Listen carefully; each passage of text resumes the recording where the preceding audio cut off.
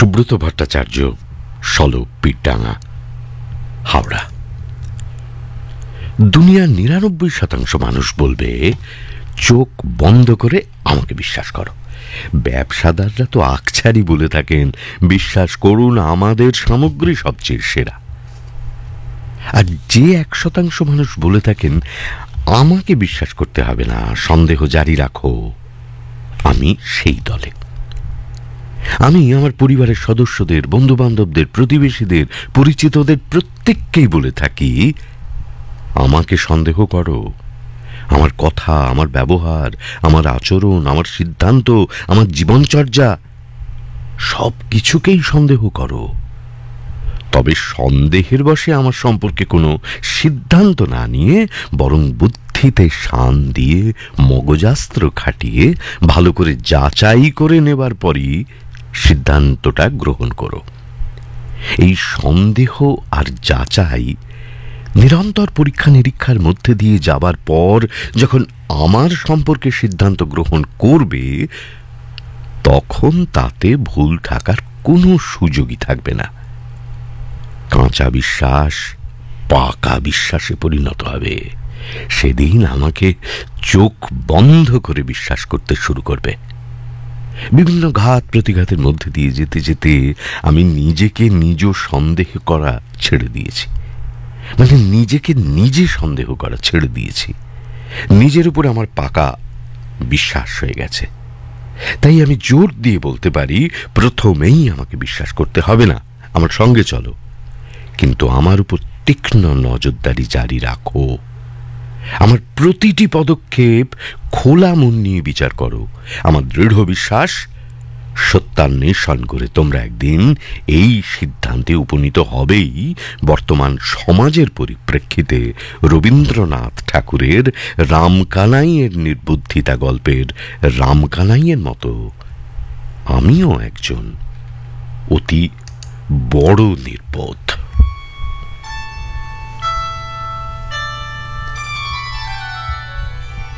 সুব্রত ভট্টাচার্য, সলব পীরডাঙ্গা, হাওড়া থেকে লিখেছেন তার এই চিঠি। বাগবাজার, চন্দননগর, হুগলি হেমন্ত গড়াই লিখছেন, রনু যখন বেশ ছোট রথের মেলা থেকে ঘুরে এসেছে বাবার হাত ধরে। রথের উপরে দেবতাদের বেশ ভালো করে দেখেছে। এবার বাবা বলেছেন সামনে ঊর্ধ্ববাহু ও গৌরনিতাই, হ্যাঁ, আর ভেতরে ভেতরে ভেতরে দেখো জগন্নাথ, সুভদ্রা আর বলভদ্রদেব। তখনই সন্দেহের দানা বেঁধেছে রনুর মনে। গৌরনিতাইদের হাত পা থাকলেও জগন্নাথ দেবের নেই কেন?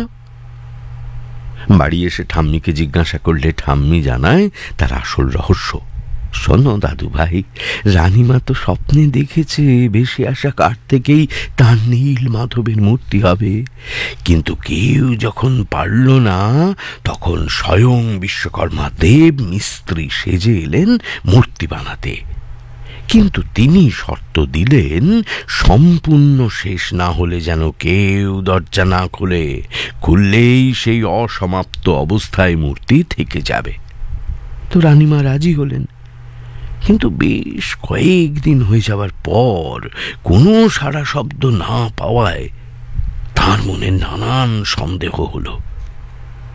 সত্যিই তার নীলমাধবের মূর্তি তৈরি হচ্ছে তো? সন্দেহ ধরে রাখতে না পেরে একদিন দরজা খুলে ফেললেন তিনি। কিন্তু সেটাই তার ভুল হলো।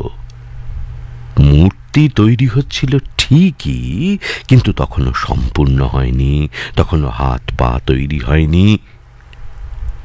সেই মূর্তি জগন্নাথ, সুভদ্রা আর বলভদ্রদেবের।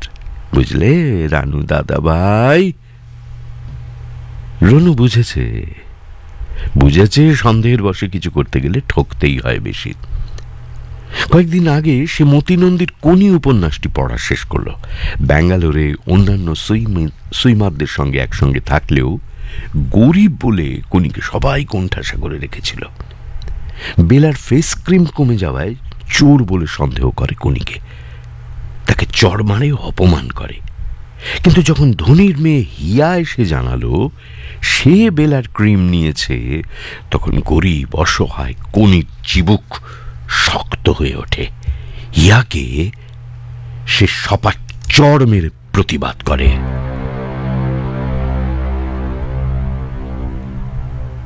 রনু বুঝেছে সঠিক প্রমাণ না থাকলে কাউকেই সন্দেহ করা উচিত নয়, কিন্তু বড়রা বোঝে না কেন? তার সহপাঠিনী রিয়া তাঁদের বাড়িতে খেলতে আসতো, কিন্তু একদিন যখন মায়ের কানের রিং হারিয়েছিল তখন গরিব ছোট্ট রিয়াকে মা সন্দেহ করেছিল। এখন রিয়ার সঙ্গে স্কুলে দেখা হয়, কিন্তু সে আর কখনোই তাঁদের বাড়ি আসে না। রনু নিজেকে বড় অপরাধী মনে হয়।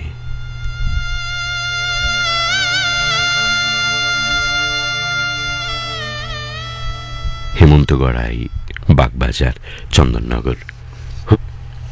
এরপর জয়ন্ত কুমার ভট্টাচার্য, এম বোস রোড, কলকাতা। তাঁর মেলের পাতায়।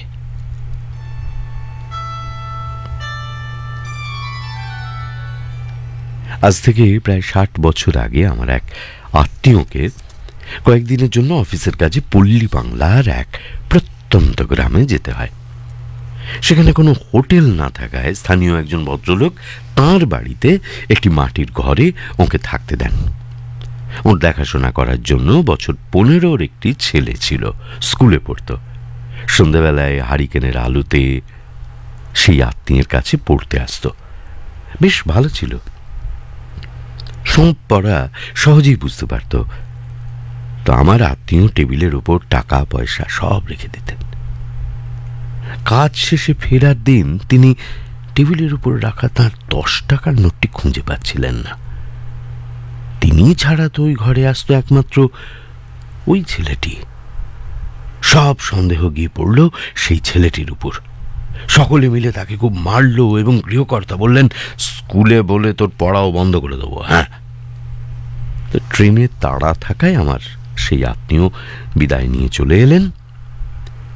তো এই ঘটনার প্রায় 10-12 বছর পর আমার সেই আত্মীয়ের আবার সেই গ্রামেই কাজ পড়ল এবং কাকতালীয়ভাবে ওই বাড়িতে ওই ঘরেই থাকার জায়গা পেলেন। তো একটি বছর 25-26-এর যুবক মাথায় গামলা নিয়ে ময়লা ফেলার জন্য আসতো, সারা গায়ে তার ময়লা ভর্তি। তা আমার সেই আত্মীয় জানতে পারলেন সেই যুবকটি, সেই ছেলেটি যে তার 10 টাকার নোট চুরি করেছিল বছর 10-12 আগে। ওই ঘটনার পর তার স্কুল যাওয়া বন্ধ হয়ে যায়। সেই ছেলেটি সেই সময় ময়লা ফেলার কাজ করছে। রাতে শুতে যাওয়ার আগে আমার আত্মীয় দেয়ালের মধ্যে খুচখুচ আওয়াজ শুনে হ্যারিকেন কাছে নিয়ে দেখলেন কতগুলো ইঁদুর মাটির দেওয়ালের মধ্যে কি একটা কাগজ টানছে। ওর আওয়াজ পেয়ে ইঁদুরগুলো পালিয়ে গেল। তিনি কাগজটা টেনে দেখলেন একটা পুরনো 10 টাকার নোটের ছেঁড়া অংশ।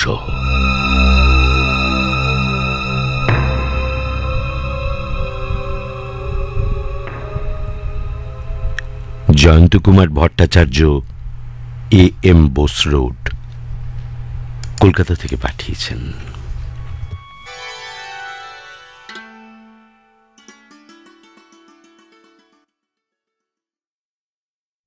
সবিতা মহাপাত্র, কাঁথি, পূর্ব মেদিনীপুর। দেরাদুন থেকে মাসির ছেলে মেয়ে আমাদের বাড়ি এসেছেন। উদ্দেশ্য দীঘা বেড়ানো। তা আমি তখন 9ম শ্রেণী, সৌরভদা চাকরি করে, সাধনাদি কলেজের 2য় বর্ষ। তো তাঁদের সঙ্গে সকালে আমিও বেরিয়ে পড়লাম। বাবার হুকুম 6টার মধ্যে বাড়ি ফিরতে হবে। গন্তব্যে পৌঁছে আমরা বেশ কিছুক্ষণ ঘোরাঘুরি করে সবে সমুদ্রের ধারে বসেছি। এক সৌম্য যুবক আমাদের পাশে বসলেন। আমরা বিরক্ত হলাম, তিনি আমাদের পিছু ছাড়লেন না। কোথা থেকে আসছি, কখন ফিরব কে হই, নানান প্রশ্ন করতে লাগলেন। তো দাদা ফিসফিস করে বললেন, লোক ভালো নয়, চ উঠে পড়ি। সন্দেহের বশে বারবার দাদা ওকে এড়াবার চেষ্টা করছেন, কিন্তু তিনি আমাদের সঙ্গ ছাড়েন না। কিন্তু তার চোখ সমুদ্রের চারদিকে ঘুরছিল, কাউকে যেন খুঁজছেন। হঠাৎ লাফ দিয়ে সবে সমুদ্রে এগোচ্ছে একটি নৌকোয় উঠে পড়লেন। পাশে পড়ে রইল ওনার ছোট্ট একটা কালো ব্যাগ। দাদা হাত নেড়ে দেখালে উনি বললেন, এই আপনি রাখুন, আমি এক্ষুনি আসছি। খাওয়া সেরে আমরা অপেক্ষা করছি, এদিকে আমাদের ফিরতে হবে। দাদা বললেন, থানায় ব্যাগ জমা দিয়ে চলে যাব। থানার বড়বাবু খুলে দেখলেন কালো শাল জড়ানো একটি রিভলভারের খাপ। দাদাকে থানায় আটকে রেখে জেরার পর জেরা আমরা বাইরে দাঁড়িয়ে কেঁদে আকুল। কিছুক্ষণ পর সেই তরুণের উদয় হলো। দাদা ছাড়া পেলেন। তার প্রতি তীব্র ঘৃণা নিক্ষেপ করে আমরা বাড়ি ফিরলাম।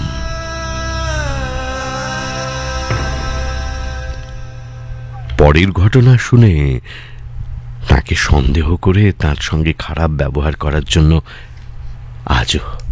আজও আমরা অনুতপ্ত। 20 দিন পর বাবার কাছে সৌরভ তার চিঠি এলো। দীঘার সেই তরুণ তাঁর অফিসে এসে দুঃখ প্রকাশ করেছেন এই জন্য যে তিনি একজন গোয়েন্দা। তিনি 3 জন দুষ্কৃতী দীঘার মাঝ সমুদ্রে গোপন আড্ডা পেতেছে, এই খবর পেয়ে তাদের ধরার দায়িত্ব পেয়েছিলেন। নিজেকে তিনি দুষ্কৃতীদের সন্দেহের ঊর্ধ্বে রাখবার জন্য টুরিস্টদের সঙ্গে মিশে গিয়ে কাজে সফল হতে চেয়েছিলেন। হয়েছিল। আমাদের পেয়ে উনি কৃতজ্ঞ।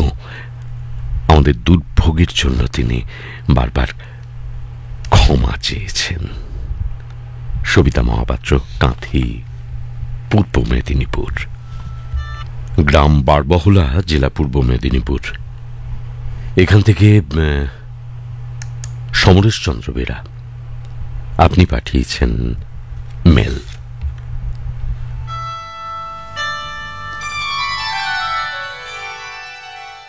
এই সন্দেহের বসে আমাকে কাঁঠাল চোর বলছেন? গতকাল রাতে আমাকে ওই রাস্তা দিয়ে আসতে দেখেছে বলেই আমি চুরি করেছি। বিচার সবাই নিতাইকে ধমক দিয়ে মোড়ল বলল, তুই আদকদের কাঁঠাল যদি চুরি করিসনি তাহলে তোর কাঁধে কাঁঠালের আটা কেন রে? নিতাই কাঁধে হাত দিয়ে আটা পরখ করতে গেলে চোর প্রমাণিত হয়ে গেল। নিতাইকে মারধর করতেই নিতাই ভয়ে গড়গড় করে কাঁঠাল চুরি থেকে বিক্রি সব ঘটনা বলে ফেলল। নিতাইয়ের 100 টাকা জরিমানা, সেই সঙ্গে 100 বার কান ধরে উঠবোস করতে হলো। বেচারা নিতাই জন খেটেই সংসার চালায়, কোথায় পাবে 100 টাকা? শেষ পর্যন্ত দোয়াল গরুটা বিক্রি করে জরিমানের টাকা জোগাড় করতে হলো। দোয়াল গরুটা বিক্রি হয়ে যাওয়ায় দিন 3 নিতাইয়ের স্ত্রীর সে কি কান্না, সারাদিন মুখে কিছু তোলেনি। ঘটনা 5 গ্রাম হয়ে গেল নিতাই চোর। তারপর থেকে গ্রামে বিভিন্ন চাষির সবজি চুরি হতে থাকলো। সবাই নিতাইকে সন্দেহ করলেও উপযুক্ত প্রমাণের অভাবে নিতাইকে আর দোষী সাব্যস্ত করা যাচ্ছে না। নিতাইকে নজরে নজরে রেখেছে গ্রামের লোকেরা। একদিন শীতের রাতে চিৎকার, চোর চোর চোর চোর। গ্রামের বেড়া বাড়িতে চোর পড়েছে, সবাই বেড়া বাড়িতে ছুটছে। ততক্ষণে চোরকে ধরে নিতাই গাছে বেঁধে ফেলেছে।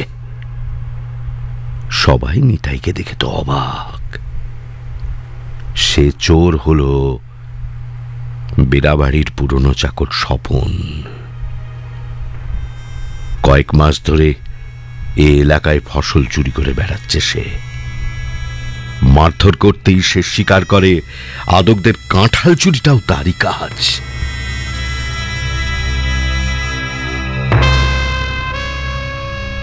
সবাই চুপ।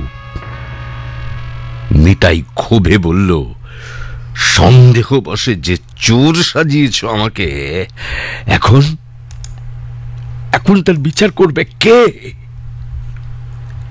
সমরেশচন্দ্র বেরা, গ্রাম বারবহলা, জেলা পূর্ব মেদিনীপুর।